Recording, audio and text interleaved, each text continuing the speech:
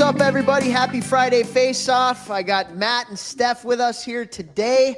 My two teammates with the Hockey Think Tank doing a lot of great work around North America when it comes to working with youth organizations. We have learned a ton. These two are the experts in the field. And today, what we wanted to talk about, what I'm going to talk about with Matt and Steph is buy-in.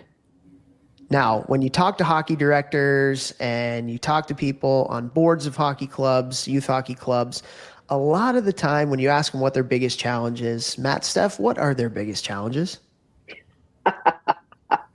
Wow, how much time do we have? This is a short episode. It is the parents. We're just going to say it. It is the parents, right?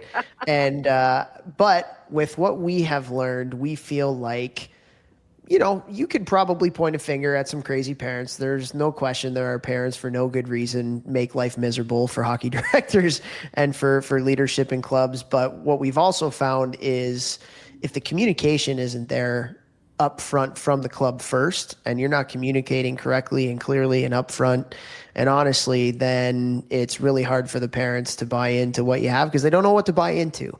And so that's what I wanted to talk about with you two here today. And so, Steph, you had a really good line that I want you to say because I don't want to butcher it. So we'll start with you. But the line you used to kind of map this 10-minute episode out was what, and why do you think it's important?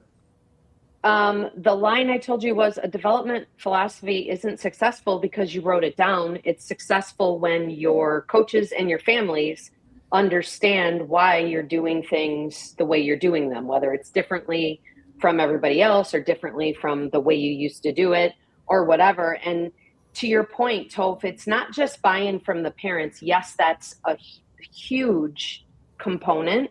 And they do tend, because there are more of them, they tend to be the loudest audience that lets you know when they're not happy with things. But the parents are never going to buy in if leadership doesn't figure out a way to really engage their coaches in the development plan and the way that the organization sees their development structure from learn to skate, learn to play, all the way up to whatever their oldest team is. You know, if they've got high school teams or midget teams or whatever. So it's that kind of holistic approach. And our partners actually, this is pretty topical. Maddie and I were on a call recently with a partner who was talking about exactly this. I'll let Matt take it over from here, but that's really the crux of it is, yes, it's getting parents to buy in, but coaches are a huge piece of that as well. Yeah. And I think even before coaches, it's, you know, the part of the communication challenge is defining your mission statement in really practical ways, you know, and the word that gets thrown around right now, aside from maybe the word elite, is the word development. And that's going to mean different things to different people. But even words like community, the words that occur in your mission statement, I think you need a practical conversation with your leadership group about what does that mean tangibly? You know, how are we going to demonstrate this? Because if you aren't clear about that, you can end up with some pretty big umbrellas, and you hope to fit everyone in, but you're not going to have great alignment. To Steph's point, though, coaches are that next layer in the delivery system. Parents don't experience your hockey director's philosophy; they experience the kid's coach. You can have beautiful curriculum documents, coaching manuals, developmental models, presentations, but if 20 coaches interpret them 20 different ways, then you're right where we started, Toph, when we kicked off our youth organization Blueprint 3 years ago. You know, are you a club that just happens to wear the same jersey, or are you a club with great culture? This is where you start to build that culture with training your coaches. It's not just here's the curriculum, follow it. It's here's what we're trying to accomplish. Here's why. Here's what it looks like on the ice. Here's how I'm going to help you deliver it as a coach. That's how you start to make real strides towards putting your philosophy into place. So let me ask you this. It's really easy, as you said, to have an idea down on paper. And Steph, I'm going to kind of butcher your quote that you just said. How do you go from idea, put things on paper phase to action phase? How do you create accountability? How do you create action-oriented items that you can hold people accountable to and that you can get people to buy into? How do you go from idea to action? With the coaches, I think it's a constant dialogue. There has to be, whether it's the hockey director by job title or definition, or a coaching coordinator, coach in chief, a hockey development subcommittee, maybe piece of the leadership group, but a group that is looking to constantly engage and equip coaches with the things that are aligned to your philosophy. That's not just, here's your practice plan, but here's a great drill and here's why it's a great drill. If you can have ride-along programs. Toph, you mentioned a club that does a really great job onboarding their coaches in assistant roles with excellent head coaches for a year, and then sort of moving them into head coaching roles. That's maybe a luxury item for some clubs, but that on a shorter time frame is still a lot of engagement, a lot of hand-to-hand work, showing coaches what these things mean. So I don't think it's just hand them the book. I think there has to be orientation and onboarding and mentorship type programs to get your coaches where you want them to be. And to Maddie's point, it's a development philosophy needs a communication strategy, just like anything else does. Yeah. As Maddie said, to explain it, what are we doing? To explain the why. Why are we doing it? That's a huge piece. To demonstrate it. What does it actually look like? If your development strategy or your development philosophy calls for small area shared ice practices, and that's not something your club has traditionally done, you're going to, in order to get buy-in from your coaches and ultimately your parents, you're not only going to need to tell them why you're doing it and what it looks like, but you're going to have to keep explaining it throughout the season and measure it. You mentioned accountability, Toph. This is why we're doing it, because we're hoping to come out with these, these benchmarks at the end. Everybody can do X. Everybody can do Y. I'm dumbing it down, but that's important. The being able to measure it so that you can go back after a year of talking about it or a season of talking about it and demonstrating it and really communicating it in an effective way. You can sort of go back to them at the end and say, almost like a report card, everybody did these things really well, or everybody got better here. And that year over year will go a long, long way and mitigate some of the other problems that really have nothing to do with development, but they stem from dissatisfaction in what parents perceive as their own players' growth on the ice. Mm-hmm. Yeah. Well, let me ask you guys this.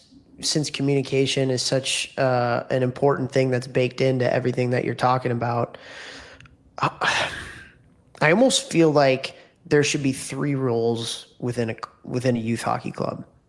Right now, you kind of have 2 as far as leadership is concerned. You have the president of the board, which usually is a volunteer, and then you have a hockey director, which sometimes is a volunteer, but a lot of times that's a paid position.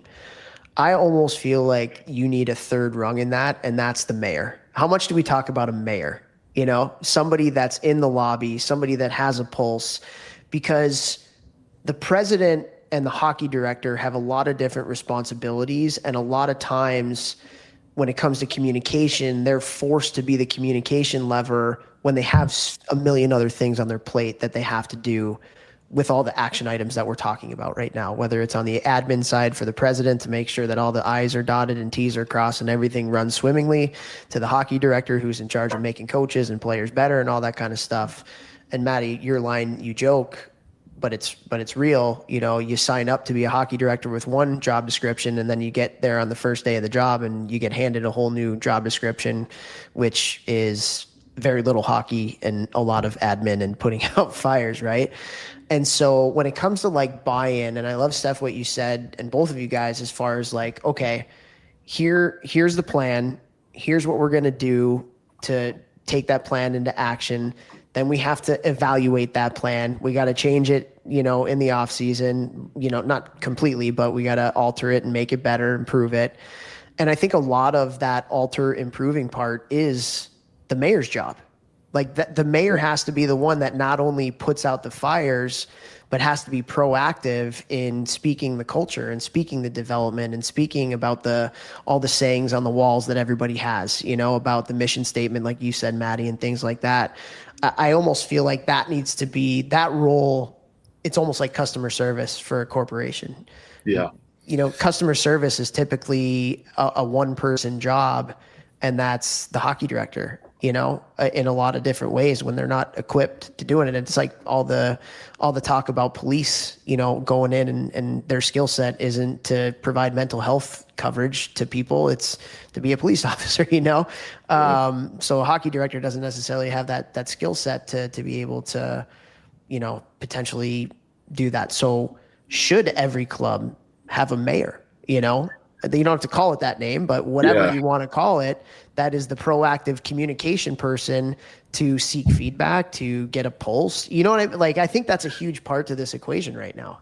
So your mayor idea, just unpacking it or sort of speaking around it, what you see from a lot of organizations, certainly the ones that are large enough and equipped well enough at the board level, is they have age group coordinators, and their job, in addition to being on the board and having a vote, their specific hat, their specific sort of, duty within that board is to pay attention to all the mites or all the squirts or all the peewees or a certain birth year, and be really present and really engaged and liaise with those team managers and coaches.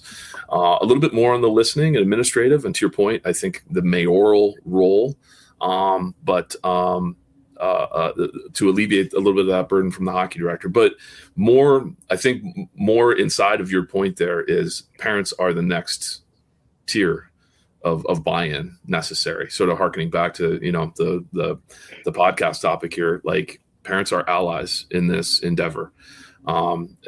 We tell them what not to do a lot. We even do it here on the podcast, I think.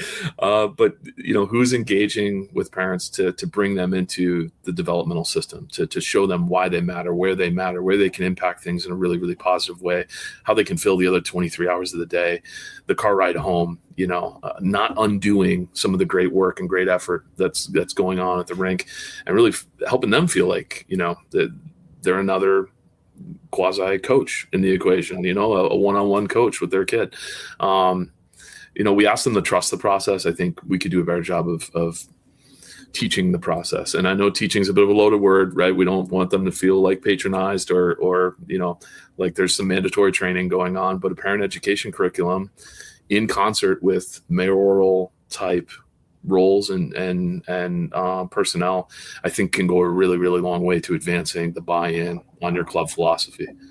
I do think too, it's important for us to sort of clarify and point out buy-in. We've been saying buy-in a lot this episode, and we say it a lot in general. And I don't want anybody to think that means we think you can take every parent in your organization and have them bought in and agree with your development philosophy or whatever, right?